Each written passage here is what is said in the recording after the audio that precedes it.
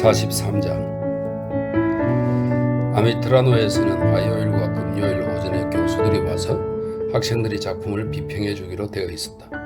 그 무렵 프랑스에서는 돈 많은 미국인을 후원자로 두지 않은 이상 남의 초상화를 그리는 것만으론 돈벌이를 거의 할 수가 없었다. 따라서 꽤 유명한 화가들까지도 한 주일에 한 번씩 이런 종류의 수많은 미술학교 어느 구석에든 기꺼이 2시간을 보내어 수입을 보태고 있었다. 화요일에는 미셸 롤랭이 아미트라노에 나오는 날이었다. 그는 흰 턱수염에 얼굴빛이 좋은 이제 막 노년에 접어든 사나이였다. 정부의 명령으로 장식화를 몇 장인가 그리고 있었는데 그것들은 모두 그가 가르치는 미술 학생들 사이에서 비웃음거리가 되었다. 그는 바로 그 유명한 앵글로의 제자로 예술의 진보에서는 완전히 장님이나 마찬가지였고 마네, 드가, 모네, 시렐러 같은 광대들에서는 무척 화를 냈다. 하지만 교수로서는 다시 없는 적격자로 참으로 훌륭한 선생이었다. 교수법은 탁월했고 학생들에게는 정중했으며 적당히 칭찬할 줄도 알았다.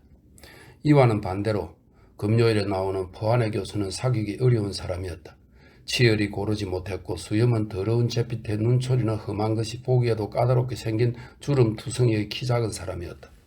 게다가 그의 말소리는 높았고 말투는 빈정대는 듯 심술궂었다. 그는 25살 때 이미 앞날이 촉망되는 유망주였으며 그의 그림은 릭상브르 미술관에 팔리기도 했다. 그러나 그의 재능은 개성보다는 젊음에 있었던 것처럼 그 뒤 20년 동안의 작업이라 모두 일찍 명성을 떨치게 했던 젊은 시절의 풍경화를 되풀이해서 그리는 데 지나지 않았다.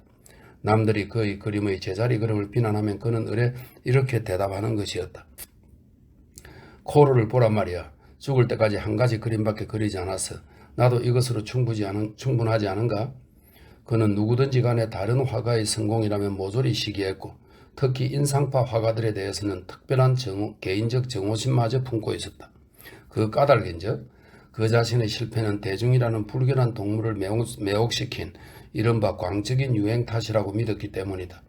미셸 롤랑은 인상파를 협작품 같은 온전한 말로 비난하고 경멸하는 데 그치는 반면 포안의 교수는 그들에게 입에 담을 수 없는 욕짓거리를 퍼부었다. 음탕하다든가 추악하다는 독설이 오히려 부드러운 편이었다. 그는 그들의 사생활을 공격하길 무척이나 즐겼다.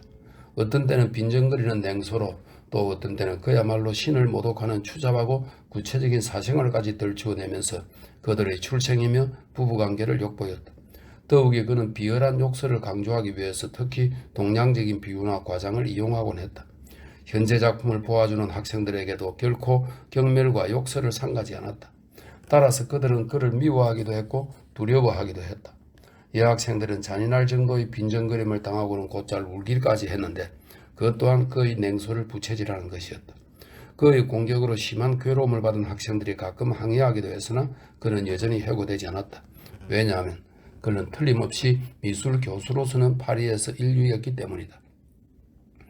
이따금 현재는 이 학교의 경영자인 왕년의 모델이 감히 충고할 때도 있었지만 그가 너무나도 맹렬한 기세로 반박하는 바람에 항의한 보람도 없이 거꾸로 이편에서 정신없이 사과하는 꼴이 되어버렸다. 필립이 처음으로 접촉하게 된 것은 그 포안의 교수였다. 필립이 아틀리에에 닿았을 때 그는 이미 나와 있었다. 그는 프랑스를 모르는 학생들을 위해 통역으로 서무주임인 오트 부인을 데리고 이 이젤에서 저 이젤로 돌아다니는 것이었다. 파니 프라이스는 필립 옆에 앉아서 열심히 그리고 있었다. 그녀의 얼굴은 흥분되어서 창백했고 몇 번이나 손을 멈추고는 두 손에 뺀 땀을 블라우스로 닦았다. 근심 때문에 손바닥이 닳았기 때문이다. 갑자기 그녀는 걱정스러운 듯이 얼굴을 들고 필립 쪽을 보았다. 화난 얼굴을 하고 불안을 애써 감추려 하는 듯이 그림 쪽을 턱으로 가르치면서 물었다. 어때요? 괜찮을까요? 필립은 일어나서 그림을 바라보았다. 그리고 놀랄 수밖에 없었다. 도대체 이 여자에게는 눈이 있는 걸까? 도무지 대생이고 뭐고 되어 있지 않았다. 글쎄요, 나도 이 그림의 절반만큼이라도 그릴 수 있었으면 좋겠군요. 그야 좀 무리죠. 당신은 이제 겨우 들어왔잖아요. 그런데 나만큼 그리려고 한다면 욕심이 좀 과한 것 같아요. 그래도 나는 여기 와서 2년이나 되었는걸요? 필립은 파니 프라이스라는 여자에게 손을 들어버리고 말았다. 아무튼 그녀의 자부심은 이만저만한 것이 아니었다. 아틀리에에서도 모든 사람이 그녀를 싫어한다는 사실은 필립도 이미 알고 있었는데 사실 그것도 무리는 아니었다. 그녀는 일부러 남의 마음을 아프게 하는 말과 행동을 함부로 했기 때문이다. 나는 포안의 교수 일로 오트 부인에게 싫은 소리를 해주었어요. 지난 2주일 동안 전혀 내 그림을 봐주지 않는걸요. 오트 부인이 서무주임이라 그 여자 곁에서만 반시간씩이나 보지 뭐예요. 나도 남들처럼 돈을 내고 있어요. 내 돈이라고 다른 사람들 돈과 다를 건 없잖아요. 아무튼 알 수가 없어요. 나만 다른 사람들처럼 봐주지 않는 까닭을 말이에요. 그리고 다시 한번 목탄을 집어들어서나 그대로 신음하는 소리를 내면서 도로 내려놓았다. 이 이상 더 어떻게도 할 수가 없어 신경만 곤두서서 그녀는 포안의 쪽을 보았다. 그는 오트 부인과 함께 걸어오는 참이었다. 오트 부인은 극히 온순하고 평범하면서도 독선적인 여자인데 무척 거드름 피우는 듯한 표정을 짓고 있었다. 포안의 교수는 루드 첼리스라는 단정치 못한 조그마한 영국 여자의 이젤 앞에 앉았다. 지친 듯한 그러면서도 묘하게 정열적인 아름답고 까만 눈의 금욕과 유격을 동시에 떠올리게 하는 듯한 야윈 얼굴, 낡은 상아빛 같은 살결, 그 시절 번 존스의 영향을 받아서 첼시 근방의 젊은 여자들이 앞다투어에서 다듬던 몸 맵시를 지닌 여자였다. 포안의 교수의 기분은 매우 좋은 것 같았다. 별로 말은 하지 않았지만 대뜸 그녀의 목탄을 받아주고 재빠른 솜씨로 그녀 그림의 잘못된 곳을 지적하고 있었다. 그가 일어났을 때 첼리스는 기쁜 듯이 얼굴을 빛내고 있었다. 다음은 클러튼 차례였다. 필립은 차차 마음이 들뜨고 겁이 났다. 오트 부인이 잘 이야기해 줄 테니 걱정하지 말라고 약속해 준 터였다. 오로지 그것만을 믿고 있었다. 포안의 교수는 묵묵히 엄지손가락을 물어뜯으면서 클러튼 그림 앞에서 잠깐 발을 멈추었다. 그리고 을빠진 사람처럼 서 있다가 캔버스 위에 물어뜯은 살껍질 조각을 내뱉는 것이었다. 이건 아주 훌륭한 선이군. 그는 마음에 드는 곳을 엄지로 가르치면서 겨우 입을 열었다. 자네도 이젠 제법 그릴 수 있게 된 것 같군. 클러튼은 대답하지 않았다. 버릇처럼 남의 비평 따위에는 아예 상관하지도 않겠다는 것 같은 빈정대는 표정을 지으면서 교수의 얼굴을 올려다보았다. 교수는 다시 말했다. 따내는 자네에게도 약간의 재능 비슷한 것은 있는 듯해. 클러튼을 좋아하지 않는 오트 부인은 픽 하고 입술을 오므렸다. 과연 그의 그림에서는 별로 잘못된 곳을 찾아낼 수가 없었다. 포안의 교수는 앉아서 자세한 기술적인 비평을 하기 시작했다. 오트 부인은 서 있는 것이 실적 나버렸다. 클러튼은 한마디도 대답하지 않고 그저 가끔 고개를 끄덕여 보이기만 했으나 포안에는 자기 비평과 그 이유를 하나하나 그가 이해한다고 짐작하고 퍽 만족스러운 것 같았다. 대개의 학생들은 비평을 그저 듣기만 할 뿐 조금도 이해하지 못하는 것이 분명했기 때문이다. 그는 조금 뒤 일어나서 필립에게로 왔다. 이 학생은 온 지 겨우 이틀밖에 안 됐어요. 다급하게 오트 부인이 설명했다. 그림 공부를 시작한 것도 처음이고 아직 정식으로 공부한 적도 전혀 없다는군요. 알아요. 포안의 교수는 짤막하게 대답하고 그대로 지나가 버렸다. 그때 오트 부인은 프라이스 양을 가리키며 낮은 소리로 그에게 일깨워 주었다. 이 여자예요. 아까 말씀드린 것은.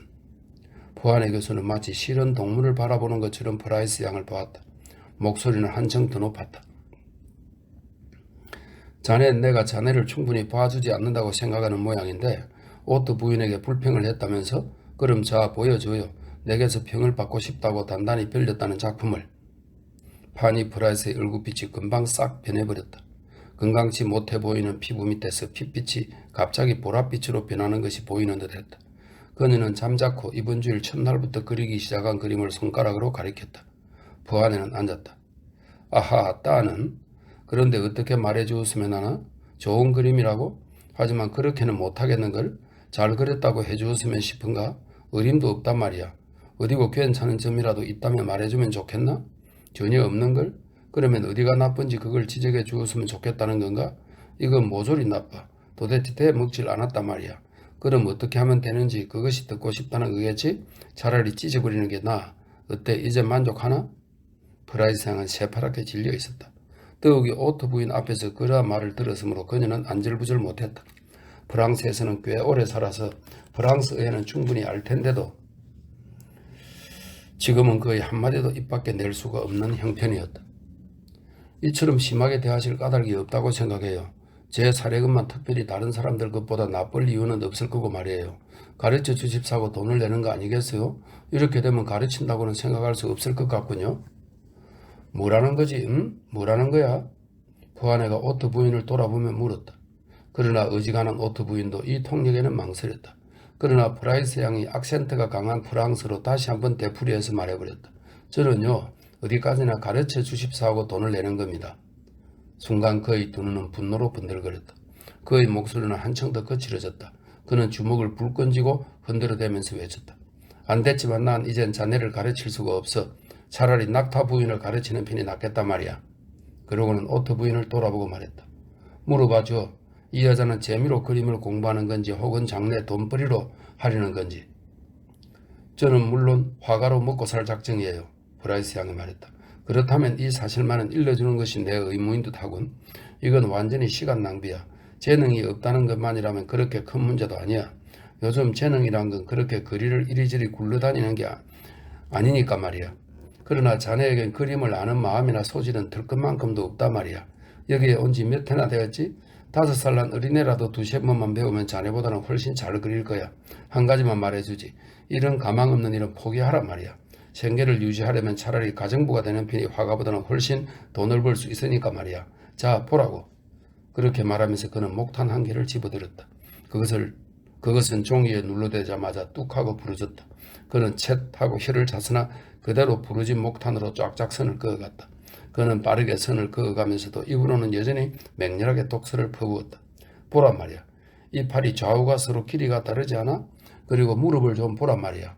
무슨 무릎이 이 모양이야. 알겠어? 5살 난 어린애라도 이 정도는 그릴 거야. 이건 다리로 딛고 서 있는 게 아니군 그래? 게다가 이 발목은 또 뭔가. 한마디 한마디 할 때마다 홧김에 목탄이 푹푹 잘못된 곳을 지적해 나갔다. 불쌍하게도 파니 프라이스가 그 시간과 열정으로 그린 그림은 알아볼 수 없게 되어버렸고 도화지 위에는 마우고 그어진 성과 얼룩의 혼란뿐이었다. 마침내 포안의 교수는 목탄을 내동댕이 치면서 벌떡 일어났다. 자네는 내가 하라는 대로 하게. 양자 공부는 하라고. 그는 시계를 들여다보고는 말했다. 정각 12시로군. 자 여러분 다음 주에 또 봅시다. 브라이스 양은 천천히 그림 도구를 챙기기 시작했다. 빌립은 위로의 말이라도 해주려고 딴 사람들이 다 나갈 때까지 남아서 기다렸다. 그러나 그로서는 정말 안 됐군요. 그렇게 심한 사람이 또 있을까요? 하는 정도의 말밖에는 생각이 나지 않았다. 그러자 그녀는 몹시 환한 얼굴로 그에게 덤벼들었다. 그따위 소리를 하려고 여태 기다렸어요? 당신에게 동정을 받고 싶을 땐 내가 먼저 부탁하겠어요. 제발 어서 나가주세요. 그녀는 그의 앞을 빠르게 지나서 아틀리에를 나가버렸다. 필립은 절름발이 다리를 끌고 그라비의 식당으로 가서 점심을 먹으러 그라비의 식당으로 나갔다. 잘 됐군.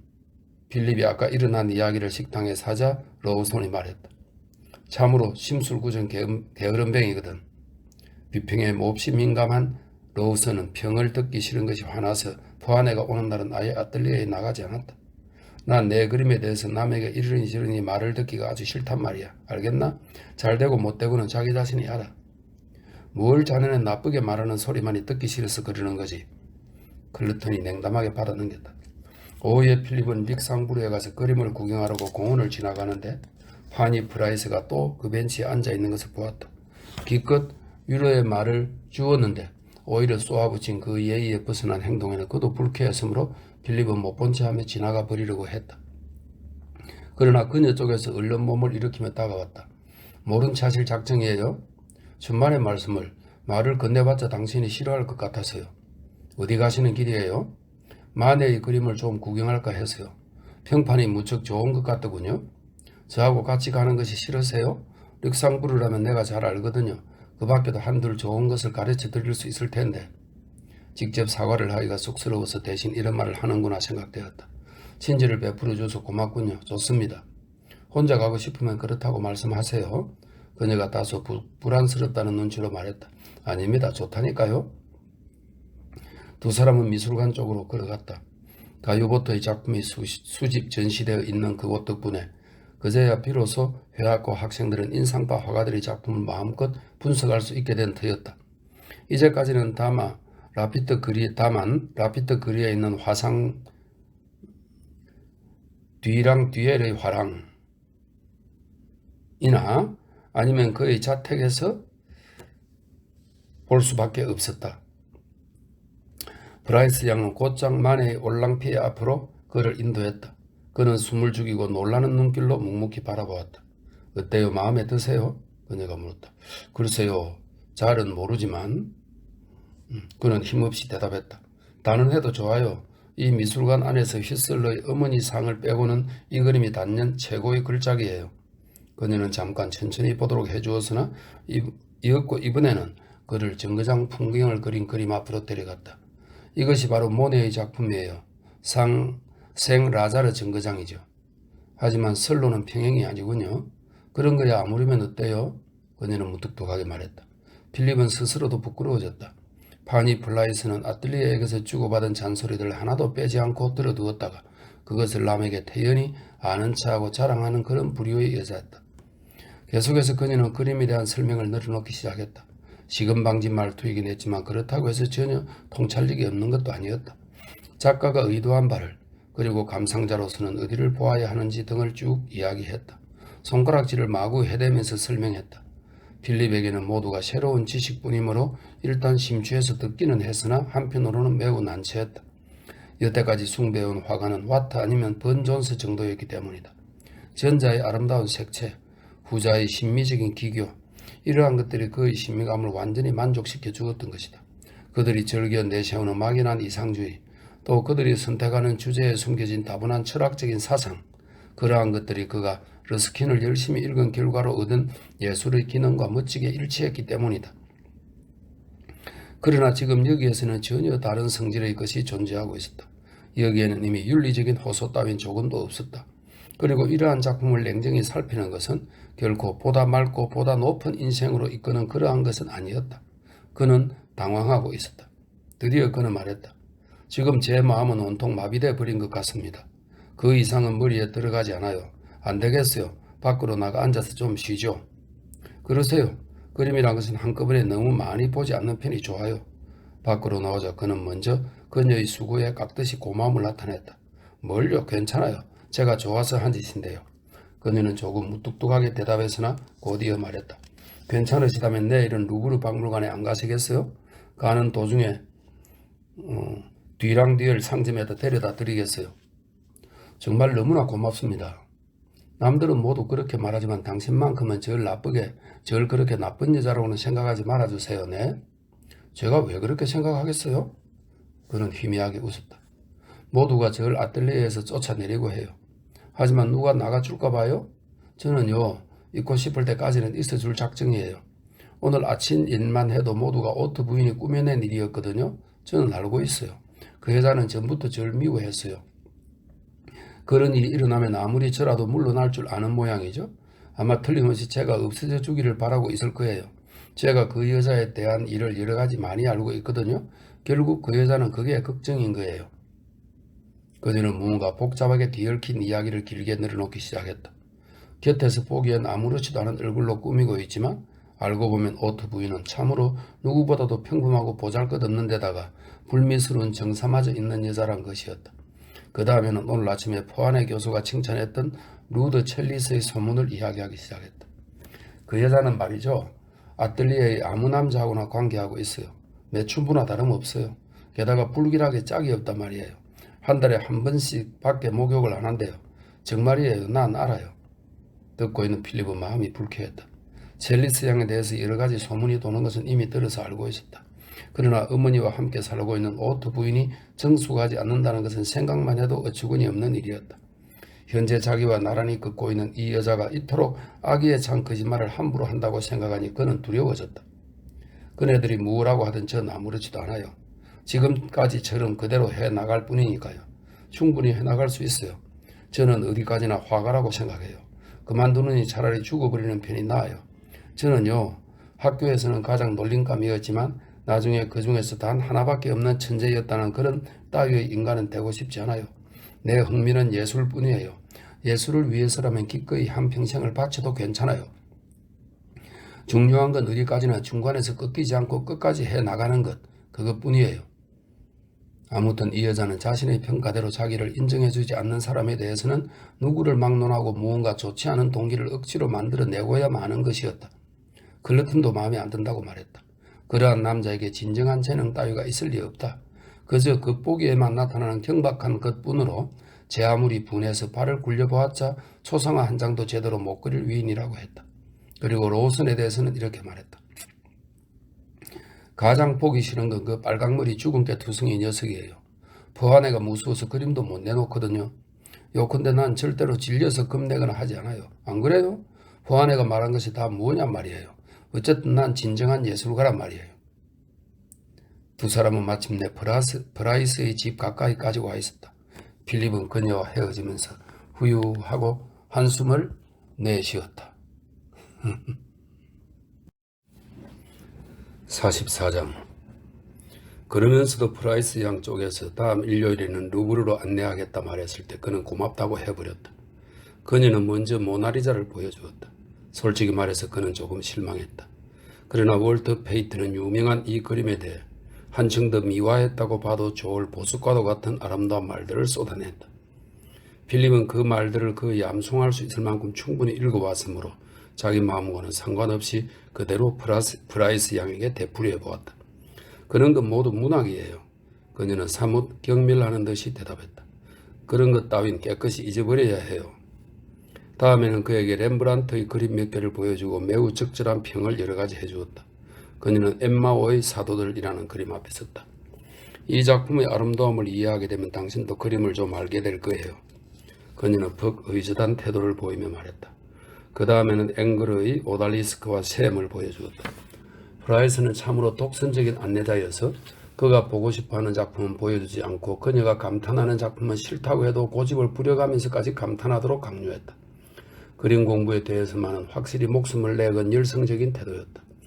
마침 툴르리 궁전이 햇빛을 받아서 마치 라파엘의 그림처럼 밝고 우아하게 보이는 대진열실 창문 앞을 지날 때 필립이 저도 모르게 큰 소리를 질렀다. 얼마나 훌륭한 경치예요. 잠깐 쉬었다 가죠. 그러나 그녀는 천연스러웠다. 그렇군요. 좋기는 하지만 우리는 그림을 보러 왔는걸요. 상쾌한 가을 대기 속에서 필립은 기분이 매우 좋았다. 한낮이 가까워서 그 넓은 루브르 궁전의 앞마당에 서 있으려니까 그것 또한 플라나간처럼 예술이고 뭐고 다 집어치워라 하고 떠들어대고 싶어졌다. 이 근처에 있는 버르미슈 식당에 들러서 간단한 식사라도 같이 하지 않겠어요? 필립이 권해보았다. 프라이스는 그 순간 의아스러운 표정으로 그를 쳐다보았다. 전 집에 준비가 다 되어 있어요. 어때요? 그런 것 좀 괜찮잖아요? 그건 내일 먹고 오늘은 제가 한턱 내게 해주세요. 왜 그렇게 하고 싶죠? 기쁘기 때문이에요. 그는 웃으면서 대답했다. 그들은 생강을 건넜다. 생 미셸 거리의 한 모퉁이에 식당이 한 집 있었다. 들어가시죠. 싫어요. 이렇게 비싸 보이는 집은 싫어요. 그렇게 말하고 그녀는 혼자서 먼저 휑흑해 걸어가 버렸으므로 필립도 하는 수 없이 따라갔다. 대여섯 집 더 가자. 이번에는 좀 더 작은 식당이 있고 햇빛 가리개를 쳐놓은 한쪽에서는 이미 연남은 손님이 점심을 먹는 중이었다. 유리창에는 흰 글씨로 커다랗게 포도주 딸린 점심 식사 1.25프랑이라고 쓰여 있었다. 여기라면 훨씬 싸군요. 게다가 나쁘지 않아요. 두 사람은 빈자리에 앉아서 식단표 맨 처음에 있는 오믈렛을 주문하고 기다렸다. 필립은 오가는 사람들을 즐거운 듯이 바라보았다. 어쩐지 그네들에게 은근히 마음이 끌리는 것이었다. 비록 몸은 피로했지만 매우 행복했다. 저기 가는 저 작업복 입은 남자 보세요. 멋있죠? 그는 말하면서 프라이스 양의 눈치를 슬쩍 보았다. 그런데 놀랍게도 그녀는 지나가는 사람 따위는 아랑곳하지 않은 채 앞에 놓인 접시만 멍하니 들여다보는 것이었다. 커다란 눈물 두 방울이 뺨에 흘러내리고 있었다. 왜 그러시죠? 필립은 자기도 모르게 소리를 질렀다. 아무 말도 말아주세요. 안 그러면 전 당장 일어나서 가버리겠어요. 그는 매우 당황해버렸다. 그러나 다행히도 마침 그때 주문했던 오믈렛이 나왔다. 그는 그것을 절반씩 나누어서 함께 먹기 시작했다. 그는 되도록 신경을 써서 무관한 말만 하려고 애썼고 그녀도 일단은 상냥하려고 애쓰는 것 같았다. 그런데도 점심은 그다지 유쾌하지 못했다.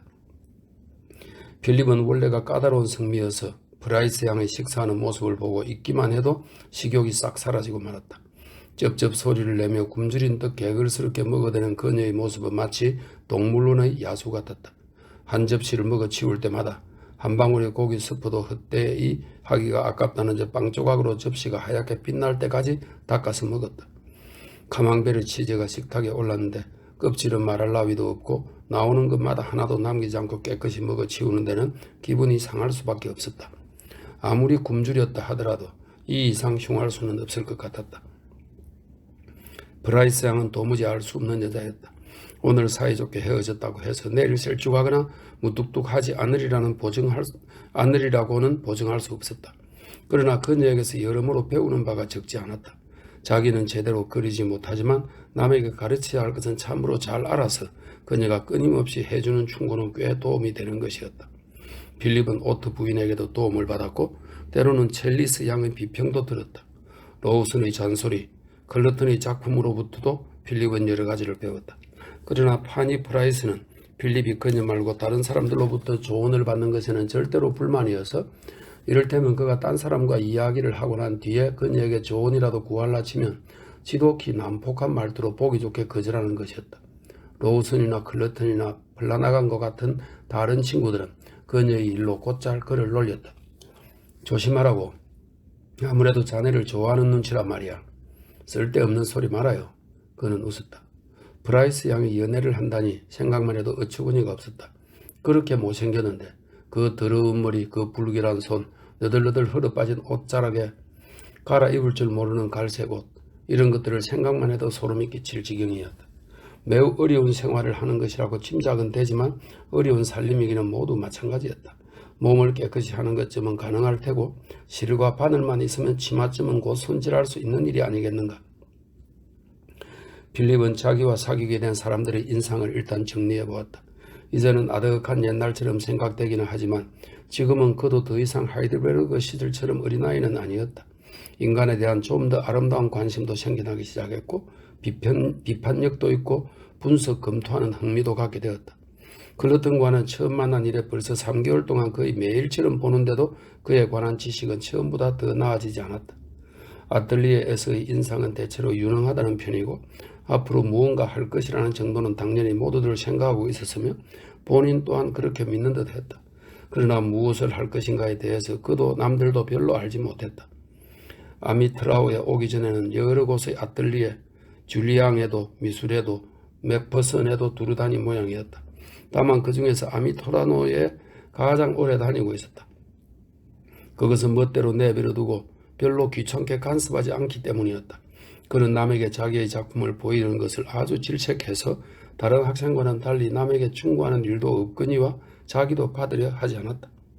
상판유 거리 1번지에 있는 거의 조그만 화실, 그것은 거의 작업장이자 침실이기도 했지만 그곳에는 그가 출품할 마음만 먹으면 당장이라도 이름을 날릴 만한 훌륭한 그림들이 얼마든지 널려 있다는 소문이 있었다.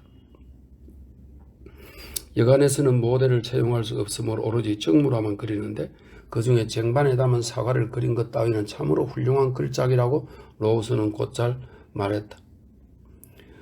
클리트는 매우 까다로운 성질이어서 아무튼 자기로서는 잘 모르는 것을 노리고 있다는 것이며 자기 작품 전체에 대해서 끊임없이 불만을 품고 있었다. 물론 자기가 그린 인물의 팔이라든가 한쪽 다리라든가 나아가서는 정물화 속의 컵이라든가 찻잔이라든가 일부분만은 마음에 드는 일도 있는 모양이어서 그 부분만은 오려내서 보관하지만 마음에 안 드는 나머지 부분은 그대로 찢어버리는 것이었다. 따라서 가끔 남들이 그의 작품 좀 구경하자고 할 때면 의뢰 보여줄 그림이 한 장도 없다고 거절하는 것도 사실 거짓말은 아니었다. 한 번은 브르타뉴에서 전혀 이름도 없는 무명 화가로 한때는 정권 브로크 노릇도 했었고 중년이 되어서 벼랑간 화가로 전환해버렸다는 괴상한 남자를 만난 일이 있는데 그는 이 사내의 작품에서도 깊은 영향을 받고 있었다. 그리고 이의 인상파와도 등을 돌려 버리고 다만 그림을 그린다는 것뿐만 아니라 오히려 그의 독자적인 사물에 대한 관찰력을 고생해가면서 모셔가고 있는 것이었다. 필립은 어쨌든 그에게서는 무언가 독창적인 것을 느꼈다.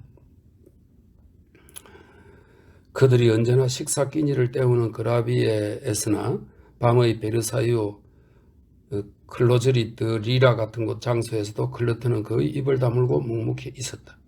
여인 얼굴에 빈정대는 듯이 야릇한 웃음을 짓고 잠자코 앉아있다가 가끔 경구에 대해 간결하게 설명해 주어야 할 듯한 기회가 왔을 때에는 입을 여는 것이었다. 그는 남을 신랄하게 비웃는 것을 매우 좋아해 용케 그런 대상이 될 것 같은 인물이 자리에 끼어들 있을 때만 유달리 원기가 왕성했다.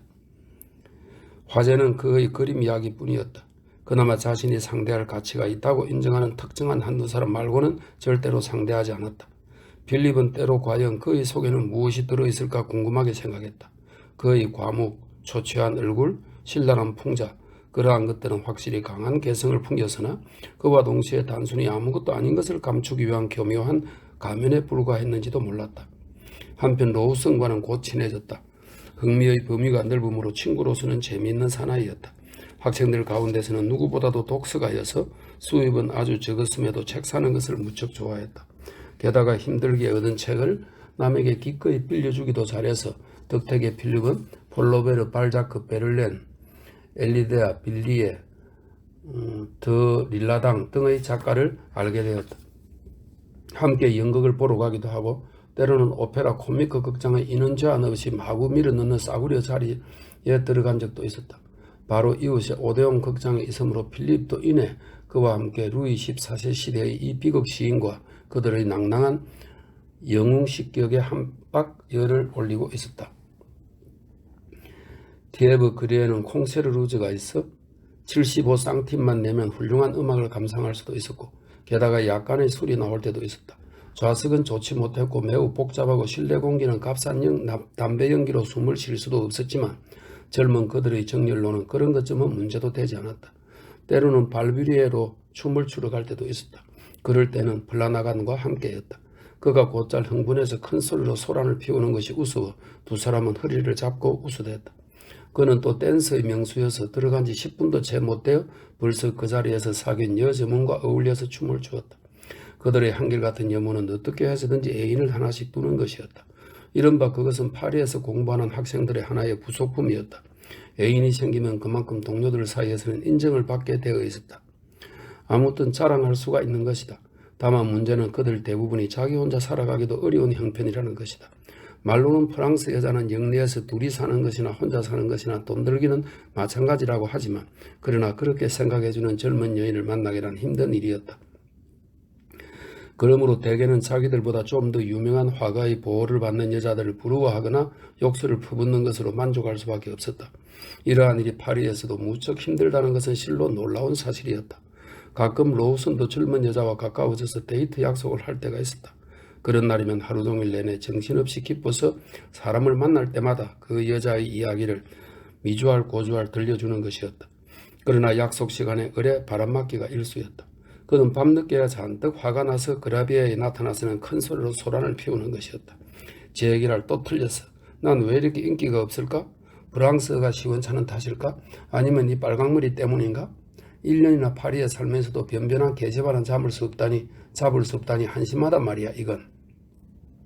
자네 기술이 모자라서 그럴 거야. 벌라나간이 대꾸했다. 그는 자랑거리가 대단히 많았다. 물론 다른 사람들이 그 말을 모조리 다 믿는 것은 아니었지만 그렇다고 모두가 거짓말만은 아니라는 사실에도 확실한 증거가 있었다. 다만 그는 결코 여자와의 관계를 오래 이어가기를 원하지 않았다. 그는 파리에 온 지 아직 2년밖에 되지 않았다. 가족들을 설득해서 대학에 가는 대신 그림 공부를 하려고 와 있는 것으로 기한이 지나면 시애틀로 돌아가서 아버지의 직업을 이어받게 되어 있었다. 그러니까 말하자면 그동안에 되도록 재미를 톡톡히 보자는 것이 그의 본심이고 그러기 위해서는 연애에서도 지속적인 면보다는 변화 있는 면을 찾을 수밖에 없는 것이었다. 그럼 도대체 어떻게 해서 잡는단 말이야? 그런 것쯤은 아무것도 아니지. 플라나간은 대답했다. 벼랑간 부딪혀 가는 거야. 오히려 귀찮은 건 손을 끊을 때야. 거기에는 좀 수단이 필요하지. 그 점이 기술이거든. 다만 필립만은 그림, 독서, 연극, 기타 대화를 주의 깊게 들어야 하는 일 등으로도 힘에 겨워서 도저히 여자 따위에 마음을 쓸 겨를이 없었다. 좀 더 프랑스를 잘하게 되기라도 하면 혹시 그럴 틈이 생길지도 모르는 일이라고 생각할 뿐이었다. 윌킨슨 양을 만난 지도 어느덧 1년이 넘었다. 파리에 처음 도착했을 무렵에는 너무나 바빠서 블랙스테이블을 떠나기 바로 전에 받은 그녀의 편지에 답장도 낼 겨를이 없었다. 그 뒤에도 한 통 와서나 기껏해야 원망하는 내용일 것이라고 생각되자 그 점에는 도무지 그럴 만한 마음도 나지 않아 나중에 읽을 셈으로 내버려 두었다. 그러고는 그만 까맣게 잊어버렸다가 문득 발견한 것은 한 달이나 지나서 양말을 찾으려고 서랍을 뒤질 때였다. 봉투가 뜯기지도 않은 편지를 들여다보고 그는 어쩔 줄을 몰라 했다. 윌킬슨 양이 얼마나 괴로워했을까 생각하니 정말 너무했구나 하는 마음이 들었다. 그러나 이제는 그녀의 감정이 괴롭다 못해 다소 누그러졌을 테고 더욱이 최악의 시기는 지나버렸을 것이라고 생각했다. 아무튼 여자란 가끔 지나치게 과장된 표현을 한다고도 생각되었다. 같은 말이라도 남자가 쓸 때와는 큰 차이가 있다. 별 뜻 없는 것이 보통이다. 게다가 어떤 일이 있더라도 다시는 만나지 않으리라고 굳게 결심했을 터였다. 그는 퍽 오랫동안 편지를 보내지 않았으므로 지금 새삼스럽게 쓸 마음도 없고 해서 아예 읽지 않기로 작정했다. 아마 더는 그녀도 편지를 보내지 않을 테지. 이렇게 은근히 생각했다. 자기도 이미 그것으로 끝장이 났다고 생각할 수밖에 없을걸. 요컨대 나이가 너무 많아. 마치 어머니 같잖아. 그런 것쯤은 당연히 그쪽에서도 알아주어야 해. 그는 혼자 중얼거렸다. 그러면서도 2시간 동안은 조금 불쾌했다. 자기 딴에는 물론 정당하다고 생각하지만 역시 전체적으로 생각하면 꺼림칙하기도 했다. 그러나 그 뒤로는 윌키니슨 양에게서 아무 소식이 없었고 또 그가 걱정하던 것처럼 그녀가 갑자기 파리에 나타나서 그를 친구들의 놀림감으로 만들어버리는 일도 일어나지 않았다. 그는 곧 그녀의 일을 깨끗이 잊어버리고 말았다. 또 그 무렵에는 그가 믿어오던 신들을 이제 완전히 잊고 말았다. 그가 인상파의 작품을 처음 보았을 때의 놀라움도 지금은 분명히 찬양으로 바뀌었다. 얼마 되지 않아 그는 마네나 모네나 드가의 뛰어난 점을 다른 친구들과 마찬가지로 칭찬하게 되었다. 앵글의 오달리스크나 마네의 올랭피아의 복제판을 사들여서 면도할 때마다 그들의 미를 비교하여 볼 수 있도록 세면대 위에 나란히 놓아두었다. 이제 모네 이전에는 풍경화가 존재하지 않았다는 것을 뚜렷이 알게 되었고 렘브란트의 엠마오의 사도들이나 벨라스케스의 벼룩에게 코를 물린 여인 앞에 설 때는 참다운 의미의 전율을 맛보았다. 벼룩에게 코를 물린 여인이란 물론 원제목은 아니었다. 그러나 그라비아에서는 그림 속 여인의 어떤 의미에서는 오히려 불쾌한 특징인데도 그림 그 자체의 미를 강조하기 위해서 특히 이러한 이름으로 불렀던 것이다. 러스킨이나 번존스, 와트 등과 함께 파리에 왔을 무렵에 썼던 모자도 하얀 물방울 무늬의 파란 넥타이도 말끔히 내버리고 지금은 넓은 햇빛 가리개가 달린 소프트 모자에 커다란 금정빛의 보헤미안 넥타이를 메고 낭만적인 망토를 을기양양하게 걸치고 다녔다. 몽파르나스 거리를 마치 태어날 때부터 낯익은 고장이라도 한 듯이 활보하고 고행한 것처럼 참으면서 얼굴 한번 찡그리지 않고 압생트주를 마시는 법도 익혔다. 머리도 자라는 대로 내버려 두었다. 다만 수염은 기르지 못했는데 그 이유는 자연이 그에게 냉정했고 애석하게도 청춘 불멸의 동정에 대해서 조금도 고려해주지 않았기 때문이다.